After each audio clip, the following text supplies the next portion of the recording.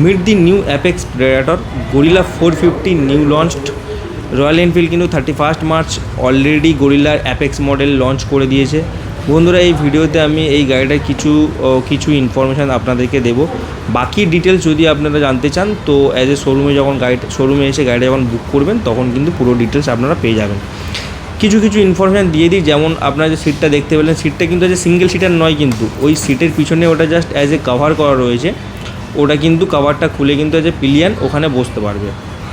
আর কি রয়েছে, কিছু জিনিস এখানে এক্সট্রা ফিচার্স অ্যাড করা রয়েছে আগের গরিলা 450-র তুলনায়।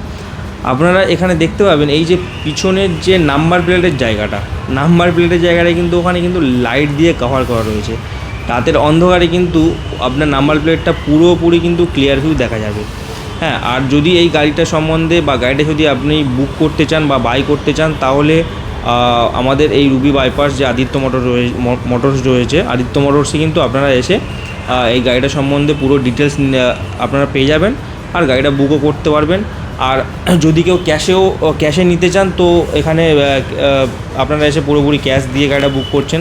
আর যারা অ্যাজ এ ইএমআই করতে চান তারা এখানে এসে কিন্তু পুরো ডিটেলস আপনারা পেয়ে যাবেন, যে আপনারা কত দিয়ে ডাউন পেমেন্ট করবেন, কত অ্যামাউন্ট দিয়ে ডাউন পেমেন্ট করছেন আর কত কি ইএমআই পড়ছে। এখানে কিন্তু অলরেডি ফাইন্যান্সের লোক অ্যাভেলেবেল রয়েছে, পুরোপুরি ডিটেলস আপনাদেরকে দিয়ে দেবে।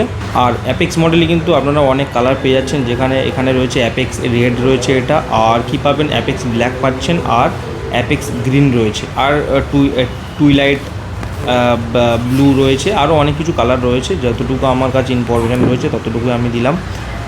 আরেকটা ইনফরমেশান হলো এটাই, ভিডিওটা যদি আপনাদের ভালো লেগে থাকে তাহলে লাইক, কমেন্ট, শেয়ার অবশ্যই করবেন।